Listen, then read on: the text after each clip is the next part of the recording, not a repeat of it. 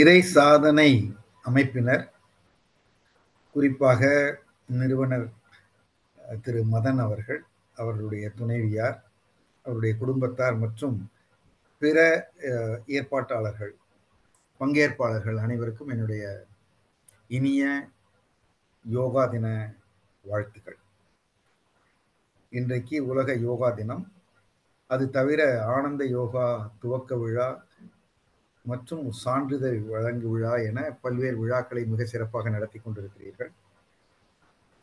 இந்த நிகழ்ச்சியிலே பங்கு பெறுவதற்கு எனக்கும் ஒரு வாய்ப்பு கிடைத்ததற்கு நன்றி.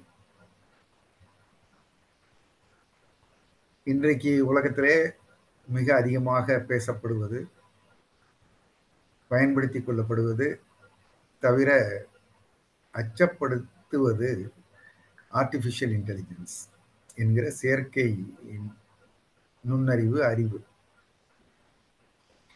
மனிதர்களுக்கு இயல்பிலே அறிவு இருக்கிறது. அந்த அறிவு எல்லோரிடமும் சமமாக இல்லை. கூடுதலாக இருப்பவரிடம் எந்திரங்களிடம் கொடுத்து அதை எல்லோருக்கும் பகிர்ந்தளிக்கிற ஏற்பாடு செயற்கை நுண்ணறிவு ஏற்பாடு. செயற்கை நுண்ணறிவு வந்துவிட்ட காரணத்தினால் எமோஷனல் இன்டெலிஜென்ஸ் என்று சொல்லப்படுகிற உணர்வு சார் நுண்ணறிவு தேவைப்படாமல் போய்விடுமா? போகாது. இன்றைக்கு நான் பேச இருக்கிற தலைப்பு உங்களில் சிலருக்கு பரிச்சயமானதாக இருக்கலாம். Emotional intelligence. சிலருக்கு இது புதிதாக இருக்கலாம். இன்டெலிஜென்ஸ் என்பதை பற்றி கேள்விப்பட்டிருப்போம். புத்திசாலித்தனம், எதையும் நினைவு வைத்துக் கொள்வது, சரியாக செய்வது, கற்றுக்கொள்ள முடிவது, கற்றுக்கொண்டதை செய்ய முடிவது. அது என்ன உணர்வு புத்திசாலித்தனம்? புத்திசாலித்தனம் புரிகிறது. உணர்வுலே என்ன புத்திசாலித்தனம், என்ன எமோஷனல் இன்டெலிஜென்ஸ் என்பதுதான் நாம் எழுப்பிக் கொள்ளுகிற கேள்விகள். இந்த ஒரு 30 நிமிடங்களுக்கு பேச போவது. நம்முடைய புராணங்கள், கதைகளிலே இருந்து ஒன்றிரண்டை சொல்லி, சமீப நிகழ்வுகள் ஒன்றிரண்டையும் சொல்லி, அதற்கு பிறகு நான் இந்த எமோஷனல் இன்டெலிஜென்ஸ் உடைய முக்கியத்துவத்தை சொன்னால் கூடுதல் புரிதல் கிடைக்கும். சமீபத்திலே இந்தியாவிலே காஷ்மீர் மாநிலத்தில் சுற்றுலா சென்று கொண்டிருந்தவர்களை சில தீவிரவாதிகள் அண்டை நாட்டிலிருந்து வந்து சுட்டுக் கொன்றார். அது ஒரு சின்ன நாடு, நாம் மிகப்பெரிய நாடு, பல விதங்களிலும் பலம் பொருந்திய நாடு. இப்படிப்பட்ட ஒரு நிலைமை என்றவுடன் மிகப்பெரிய இராணுவத்தையும் பல்வேறு சக்திகளையும் கொண்டிருக்கிற இந்தியா என்ன செய்தது, என்ன செய்தது, என்ன செய்தது என்று 14 நாட்கள் காத்திருக்க வைத்தது இந்திய அரசு. 15வது நாள் நடந்த தாக்குதல் உலகமே வியந்தது. எதிரியும் கிட்டத்தட்ட சமாதானத்திற்காக கெஞ்சுகிற நிலைமைக்கு வந்து விட்டார்கள். இது ஒரு நிகழ்வு. இரண்டாவது நிகழ்வு, பெங்களூரிலே 18 ஆண்டுகளாக வெற்றி பெறாத ஒரு கிரிக்கெட் அணி ஆர்சிபி ஒரு வரலாற்று வெற்றி பெறுகிறது. அந்த ஊர் மக்களுக்கு மிகப்பெரிய மகிழ்ச்சி. அந்த மகிழ்ச்சி எங்கே போய் முடிந்தது? பல உயிர்கள் நெரிசலில் மாய்ந்தன. இது இரண்டாவது நிகழ்ச்சி. மூன்றாவது நாம் பார்த்து கொண்டிருக்கிறோம். நமக்கு அரசியல் சார்பில்லை, ஆனால் புரிந்து கொள்வதற்காக என்று சொன்னால், ஒரு மிகப்பெரிய கட்டமைப்பில் இருக்கிற ஒரு தந்தையும் மகனும், குறிப்பாக தந்தை எவற்றையெல்லாம் வெளியில் பேசிக் கொண்டிருக்கிறார், அது அவர்களுக்கு எவ்வளவு தூரம் நன்மை செய்ய போகிறது? தெரிந்துதான் பேசுகிறாரா? எங்கே பேச வேண்டியதை எங்கே பேசுகிறார்? இது மூன்றாவது நிகழ்வு. இந்த 3 நிகழ்வுகளுக்கும் நம்முடைய இன்றைய சப்ஜெக்டுக்கும் நேரடி தொடர்பு இருக்கிறது. இந்திய அரசின் உச்சத்தில் இருப்பவர்கள் நடந்து கொண்டது உணர்வு புத்திசாலித்தனமாக. உணர்வு வசப்பட்டிருந்தால், உடனடியாக மறுவினை ஆற்றியிருந்தால், இந்த அளவுக்கு வெற்றியும் நினைத்ததை சாதிக்கிற வாய்ப்பும் கிடைத்திருக்குமா என்று சொல்ல முடியாது. ஆக ஒரு கடுமையான சூழ்நிலையில் நிதானத்தை கடைபிடித்து உணர்வுகளுக்கு இடம் கொடுக்காமல் புத்திசாலித்தனமாக நடந்து கொண்டதை முதல் நிகழ்வும், ஒரு மகிழ்ச்சி, அதீத மகிழ்ச்சி, என்ன நடக்கிறது என்று தெரியாமல் வெற்றி பெற்று விட்டார்கள் தான், மிகப்பெரிய வெற்றி தான், கொண்டாடப்பட வேண்டியதுதான். இவ்வளவு கூட்டம் இருக்கிறதே, நாம் உள்ளே நுழைந்தால் என்ன ஆகும்? இன்றைக்கே அவர்களை பார்த்துவிட வேண்டுமா? அந்த இடத்திலே நாம் இருந்தாக வேண்டுமா? என்றெல்லாம் யோசிக்கிற திறன் இன்றி, அல்லது அந்த திறன் மழுங்கி போய் அந்த நேரத்தில் உணர்வு பீரிட, மேலிட அல்ல பீரிட, எல்லோரும் ஒரு இடத்தில் குவிய நிகழ்ந்ததை பார்த்தோம். அதே போல பிரச்சனை என்னவாக இருந்தாலும் பொதுவெளியில் கொட்டியவற்றை அள்ள முடியாது. அது செய்யக்கூடிய விபரீதங்கள் நிறைய. ஆனால் உணர்வு மேலிடுகிற போது, தான் தோற்றுவிடக்கூடாது என்று நினைக்கிற போது, தன் பக்கத்தின் நியாயத்தை வெளி உலகுக்கு இப்பொழுதே சொல்லிவிட வேண்டும் என்று நினைக்கிற போது, பதிலுக்கு பதில் சொல்லி தன் நியாயத்தை நிறுவிட முயல்கிற பொழுது, உணர்வு மட்டுமே மேலிடுகிறது. அறிவு பின்னிருக்கைக்கு போய்விடுகிறது. இதைத்தான் மிகச் சிறப்பாக நம்முடைய கவிஞர் கண்ணதாசன் நான் சமீபத்தில் எழுதி வெளிவந்த நான் பேச நினைப்பதெல்லாம் என்கிற புத்தகத்திலே குறிப்பிட்டிருக்கிறேன். அவருடைய அந்த பாடலை, புத்தி உள்ள மனிதர் எல்லாம் வெற்றி காண்பதில்லை, வெற்றி பெற்ற மனிதர் எல்லாம் புத்திசாலி இல்லை. ஒரு மிகப்பெரிய சப்ஜெக்டான IQ versus EQ, emotional intelligence, intelligence ஆகிய இரண்டுக்கும் இடையில் என்ன வேறுபாடு என்பதை மிகச் சுலபமாக அதில் அவர் சொல்லியிருக்கிறார். அவருடைய மற்றொரு பாடலிலே அறிவுக்கு 1000 கண்கள், உறவுக்கு ஒன்றே ஒன்று என்று சொல்லுவார். அங்கேயும் அவர் அறிவு என்பதையும் உறவு என்பதையும் ஒப்பிட்டு என்ன நடக்கும் என்பதை மிக அழகாக சொல்லியிருக்கிறார். அறிவு என்பது ஐக்யூ, உறவு என்பது EQ, emotional quotient. Kaikeyi Dasarathan, பலருக்கு ராமாயணம் தெரிந்திருக்கும், சிலருக்கு தெரியாமல் இருக்கும். ராமாயணத்துடைய முக்கியமான ஒரு பகுதி, கைகேயி முன்னொரு சந்தர்ப்பத்தில் தசரதனிடம் கேட்டு பெற்றிருந்த 2 வரங்களில் ஒன்றில் ராமன் காட்டுக்கு போக வேண்டும் என்றும், மற்றொன்று வரத்தின் மூலமாக தன் மகன் பரதனை அரசனாக்க வேண்டும் என்று கேட்டுக்கொண்டார். அறிவின் வழி நின்றி அவர் ஜெயித்திருக்கிறார். ஆனால் போரில் தன்னுடைய தேரின் அச்சாணி கழண்ட பொழுது தன் கைவிரலை கொடுத்து அச்சாணியாக்கி அந்த தேரையும் அன்றைய போரின் வெற்றியையும் உறுதி செய்த கைகேயின் பால் மிகுந்த உணர்ச்சி, நன்றி உணர்ச்சி கொண்டு தசரதர் கொடுத்தது 2 பிளாங்க் செக் வரங்கள். என்ன வேண்டுமோ கேள், உணர்வின் பீரிடல், பிறகு பெற்றுக்கொள்ளுகிறேன், இப்பொழுது வேண்டாம், அறிவின் வெளிப்பாடு. தகுந்த சமயத்தில் அதை பயன்படுத்தி கொண்டதும் அறிவின் வெளிப்பாடு. இக்யூ இல்லாத தசரதன் ஐக்யூவால் அந்த யார் சரி யார் சரியில்லை என்று நாம் பார்க்கவில்லை. நம்முடைய எமோஷனல் இன்டெலிஜென்ஸை புரிந்து கொள்ள இந்த உதாரணத்தை எடுத்துக் கொள்கிறோம். மகாபாரதம் தெரியும், திருதராட்டினன் கண் தெரியாதவன். திரௌபதி பின்னால் சபையில் துகில் உரியப்படுவாள், புடவையை அவிழ்ப்பார்கள். அவிழ்க்கச் சொல்லி உத்தரவிடுவது திருதராட்டினன். ஏன் அப்படியெல்லாம் நடக்கிறது என்றால், முன்பு ஒரு முறை மாளிகைக்குள் அவன் வந்தபொழுது அந்த மாளிகையில் இருந்த பல்வேறு நவீன விசித்திரமான ஏற்பாடுகள் காரணமாக தரையிலே தண்ணீர் இருப்பது தெரியாமல் தரைத்தளம் போல அமைத்திருந்த இடத்திலே தடுமாறிய துரியோதனன் காலை விட்டு விட்டான்.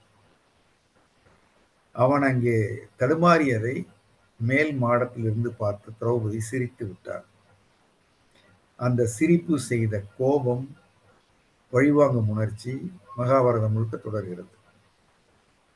கூனியின் மீது ராமன் பந்து விட்டு எறிந்ததை கோபத்திலே கூனி கைகைக்கு சொல்லிக் கொடுத்தார் என்பதும் ராமாயணத்தில் வருவது.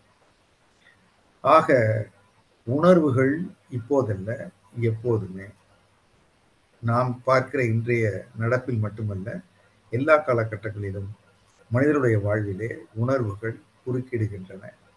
சில வெற்றி பெற்று தருகின்றன, சில வெற்றியை தட்டி விடுகின்றன, பெறவிடாமல் செய்து விடுகின்றன. மற்றொரு கதை படித்திருப்போம். பாட்டி வடை சுட்டுக் கொண்டிருக்கிறாள். காக்காய் வருகிறது. காக்காய் வடை எடுத்து கொண்டு போய் விடுகிறது. அந்த காக்காய் இடம் இருக்கிற வடையை எடுத்துக் கொள்வதற்காக, கவர்ந்து கொள்வதற்காக நரி செய்கிற தந்திரம், ஏ காக்கா, நீ எவ்வளவு அழகா இருக்க, நீ ஒரு பாட்டு பாடு. அது ஒரு உணர்வு தூண்டல். அந்த உணர்வின் தூண்டுதலில் மாட்டிக்கொண்ட காகம் தான் அழகாக இருப்பதாகவும், தன்னுடைய குரல் பாடினால் நன்றாக இருக்கும் என்றும் சொல்லப்பட்ட பொய்யை நம்பி பாடி வடையை இழந்து விடுகிறது. எதை சொன்னால் வெற்றி கிடைக்கும் என்று சரியாக பேசிய நரி ஈக்யூவில் புத்திசாலி.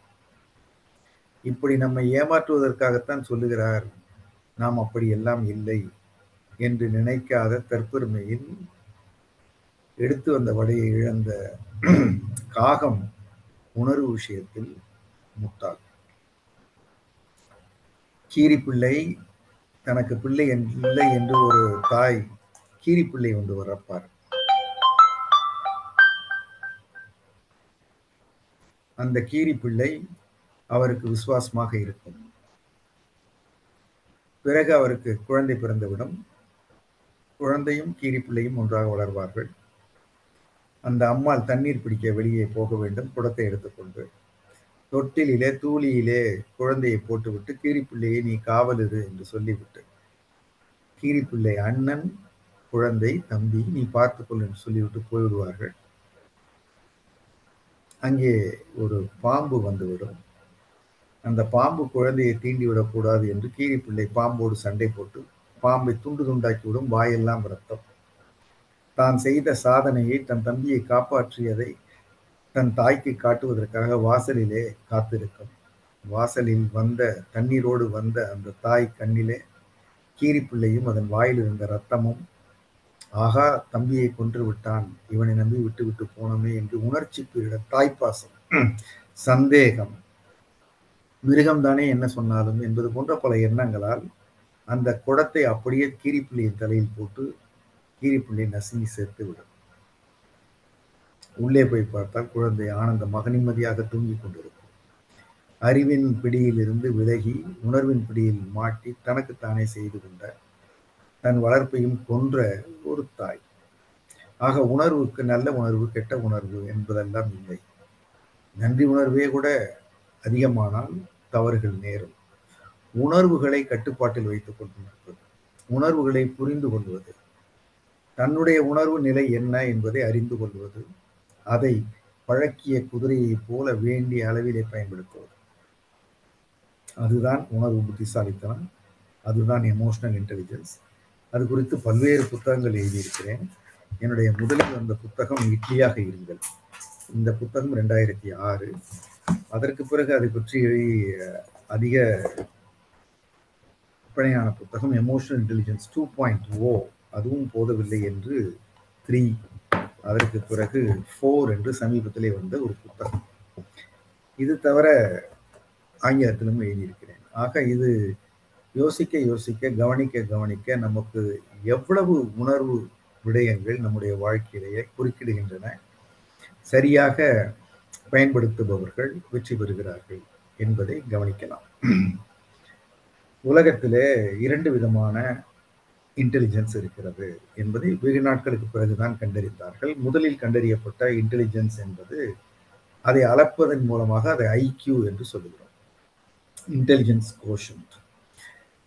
பெரும்பாலும் வேலைக்கு எடுப்பதற்கு, படிப்பிலே பெரிய கல்லூரிகளில் படிப்பில் சேர்வதற்கெல்லாம் வைக்கிற காம்படிட்டிவ் எக்ஸாம் என்கிற பொது தேர்வுகள், டிஎன்பிசி, யூபிஎஸ்சி அல்லது ஜிஆர்இ, ஜிமேட், வங்கிகளுக்கு வைக்கிற தேர்வுகள் எல்லாவற்றிலும் எதை சோதிக்கிறார்கள்?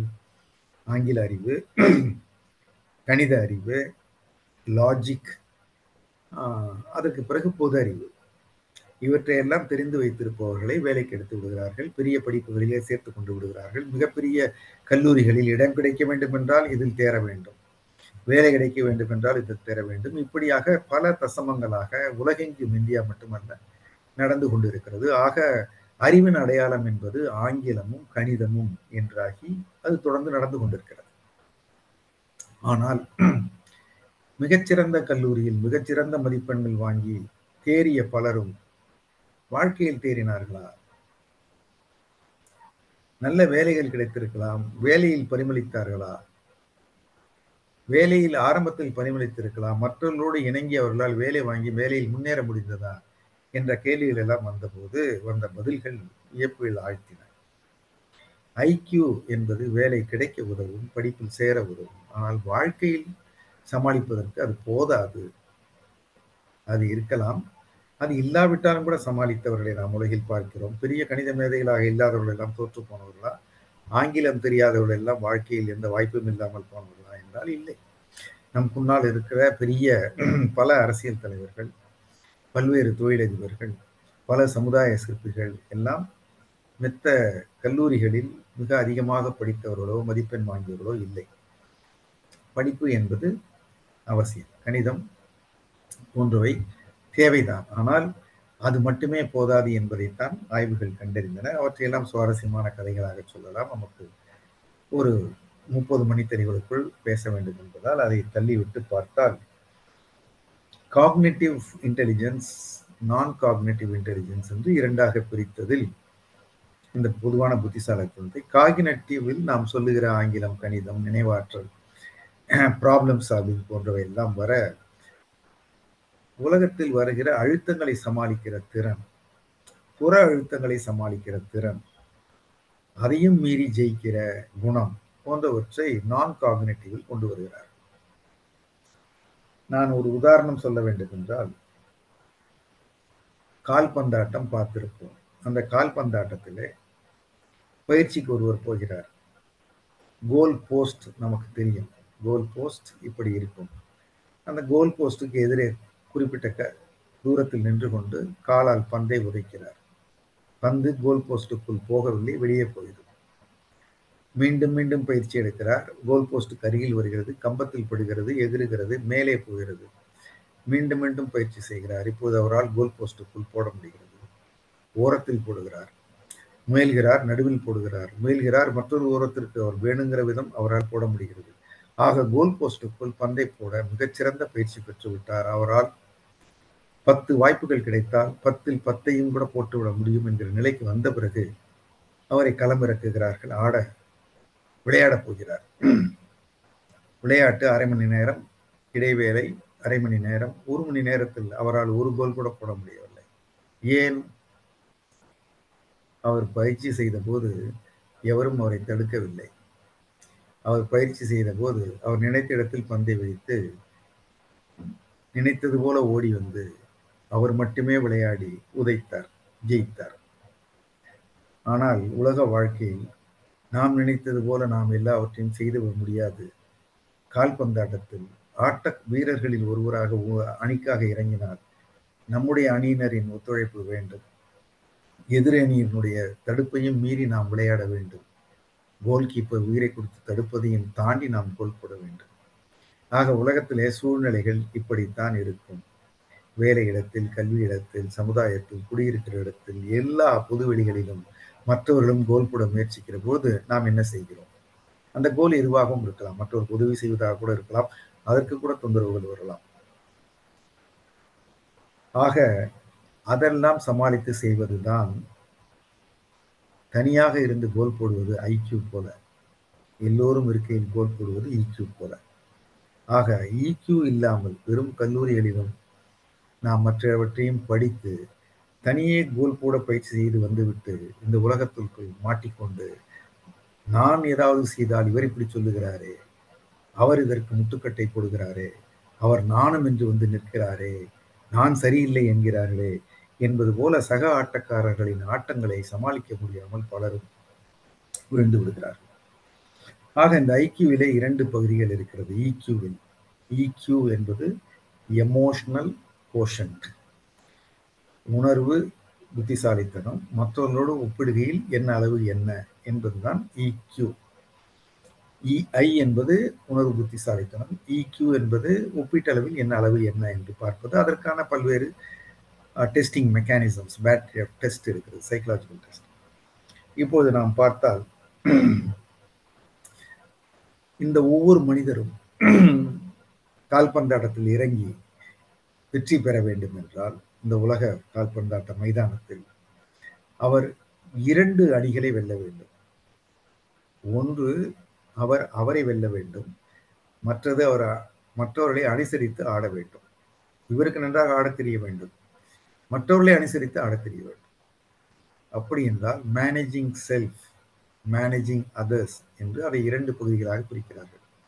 தன்னை நிர்வகித்தல், பிறர் உணர்வுகளை புரிந்து கொண்டு அதற்கு ஏற்ப நடந்து கொள்ளுதல்.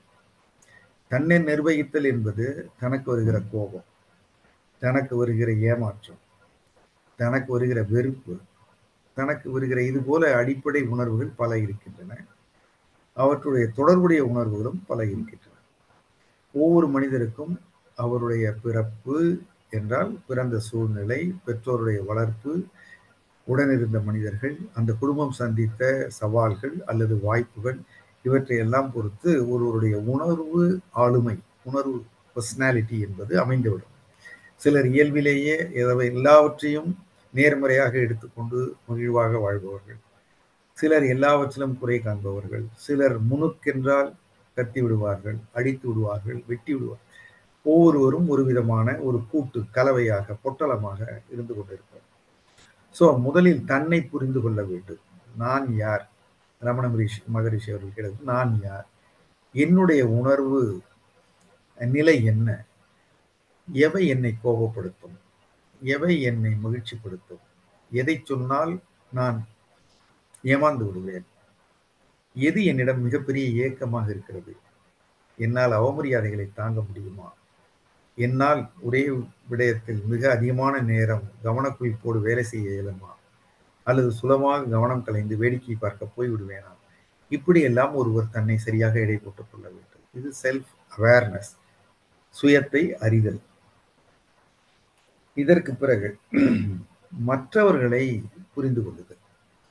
நாம் ஒரு பொட்டலம் என்றால் நம்மை சுற்றி இருக்கிற நம்முடைய தாய் ஒரு பொட்டலம், தந்தை ஒரு பொட்டலம், ஆசிரியர்கள் ஒவ்வொருவரும் ஒரு பொட்டலம், மாடி வீட்டுக்காரர், பக்கத்து வீட்டுக்காரர், பேருந்து நடத்துனர், காய்கறி கடைக்காரர் என்று நாம் சந்திக்கிற ஒவ்வொரு பொட்டலங்களோடும் நாம் பந்தை கால்பந்தாட்ட வீரர் போல இடது பக்கமோ வலது பக்கமோ அல்லது மேலே தூக்கி அடித்தோ கீழே அடித்தோ அல்லது ஏமாற்றியோ வளைந்தோ நிமிர்ந்தோ குனிந்தோ ஏதோ ஒன்று செய்து நம்முடைய பந்தை நகர்த்தி கொண்டு போக வேண்டும்.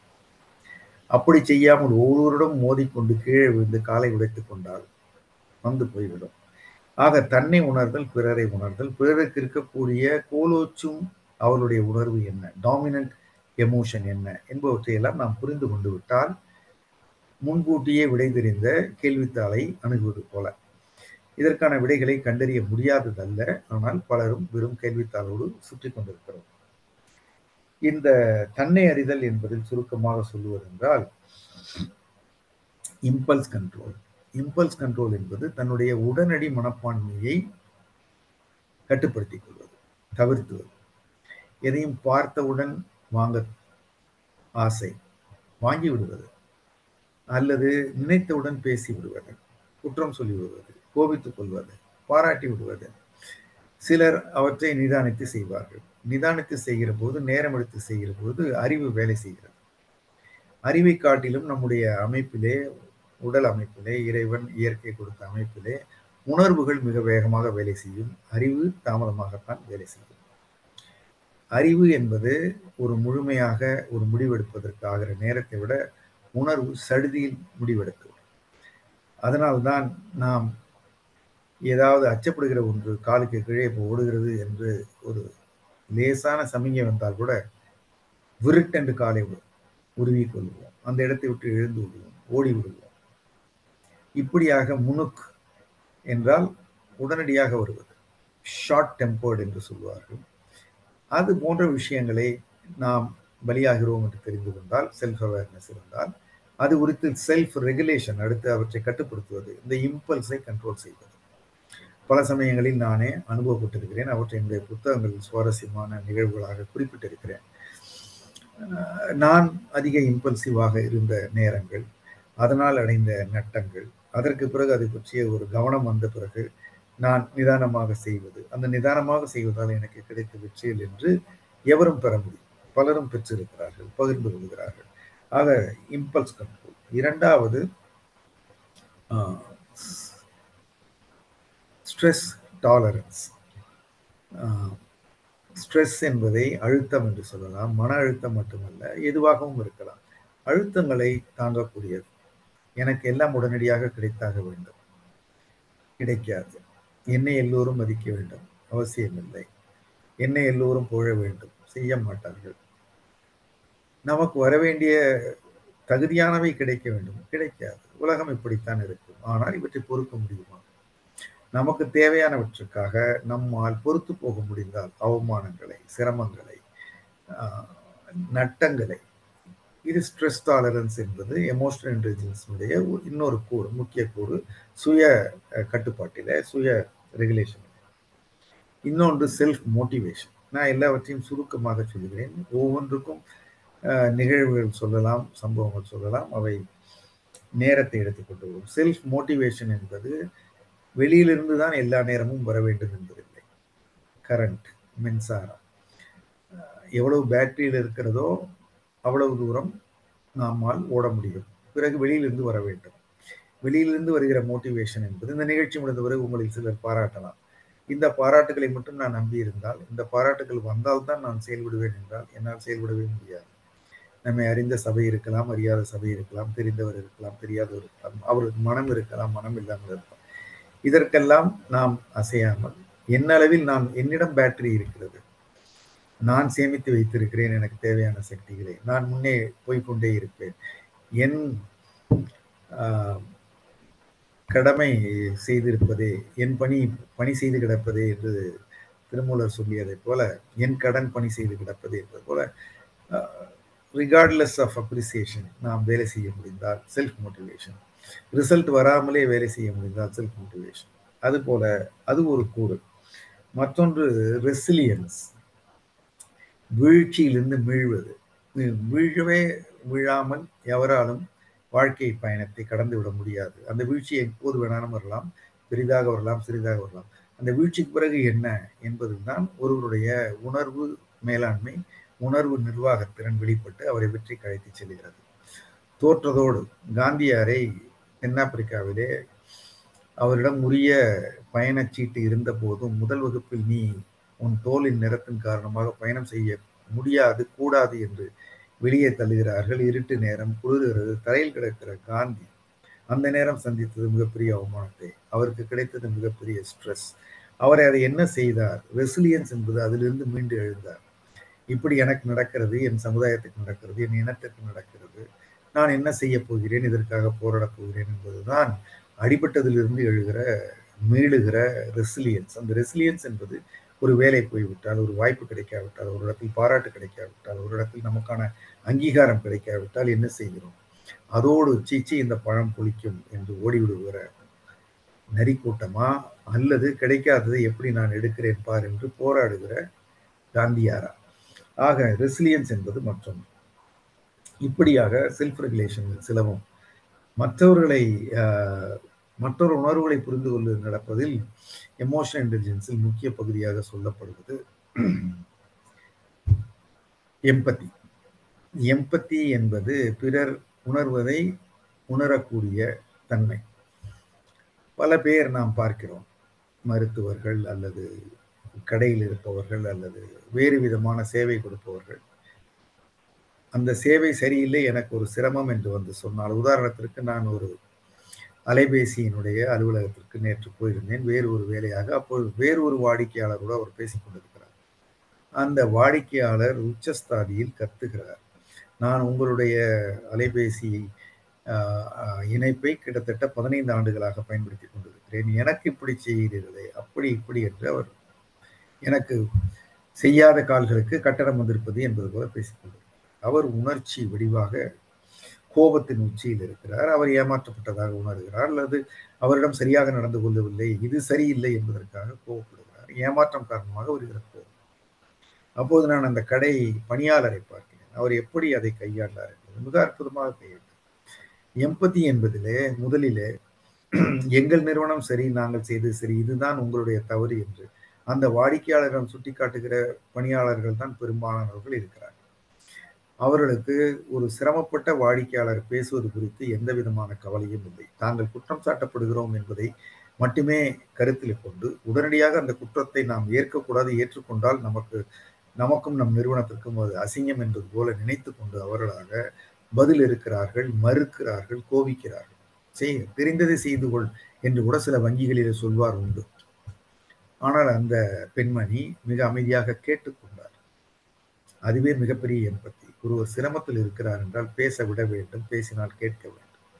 இடையிடையே அவர் சொல்லுவதை ஆமோதிக்க வேண்டும். அவர் சொல்லுகிற கருத்துக்கு நமக்கு ஏற்புடையதாக இல்லாமல் இருக்கலாம். ஆனால் சொல்லுகிறவருடைய உணர்வுகளுக்கு நாம் மதிப்பு கொடுக்கிற பொழுது அவற்றை நாம் கேட்டுக்கொள்ளுகிறோம், ஏற்றுக்கொள்கிறோம்.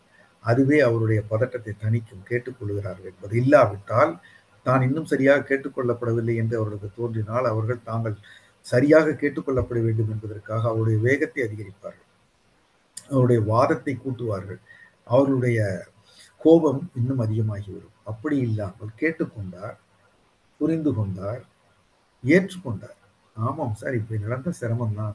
இப்படியா நடந்தது? ஐயையோ! உட்காருங்க சார். பாதி பிரச்சனை முடிந்து விட்டது. அதற்கு பிறகு அவர் நீங்கள் இதை செய்தீர்களா, அதை செய்தீர்களா என்றபோது அவர் வியந்து போய் ஆமாம் செய்தேன். அப்படி செய்தால் இப்படி வருமே சார் என்று சொன்னபோது அவர் ஏற்றுக்கொள்கிற மனநிலைக்கு போய்விட்டார்.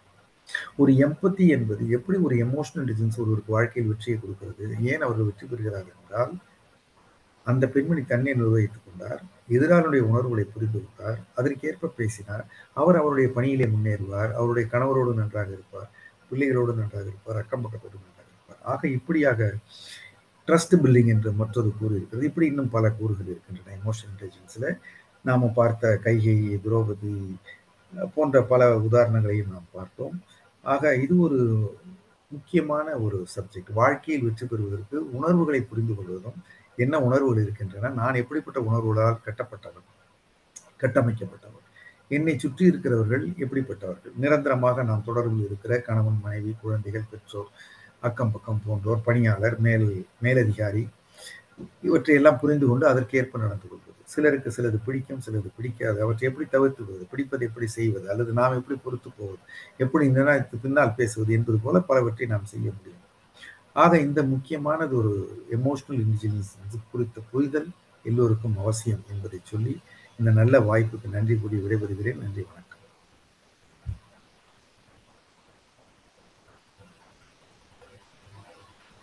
வாழ்க வளம்.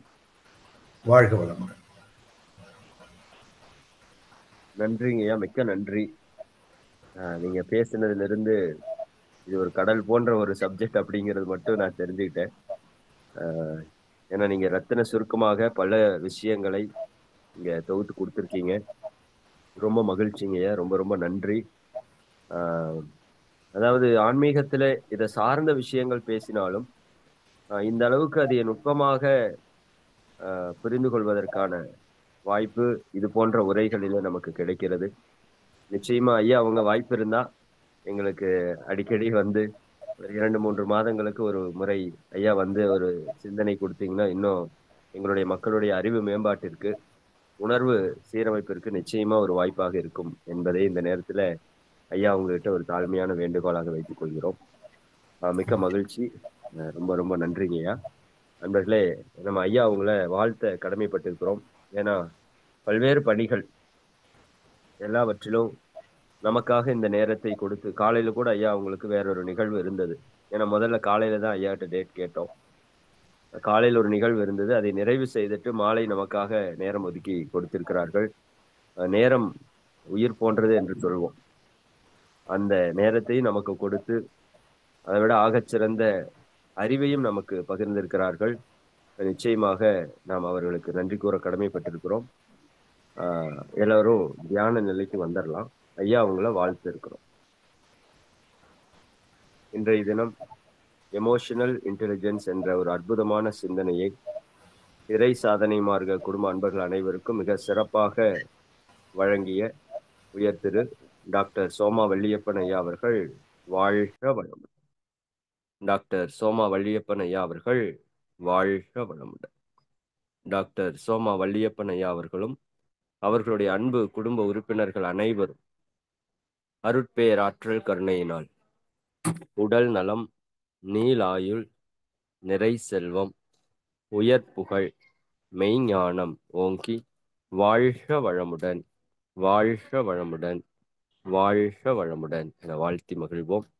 இந்த நிகழ்விற்கு ஐயா அவங்கள வருகை புரிய வைத்த நமது இறை ஆசிரியர் சுரேஷ் ஐயா அவர்களுக்கும் அவர்களுடைய அன்பு குடும்ப உறுப்பினர் அனைவருக்கும் இந்த நேரத்தில் நன்றிகளை உரித்தாக்கி, இப்ப அடுத்த நிகழ்வு ஐயா அவர்களுடைய முன்னிலையில நாம் கடந்த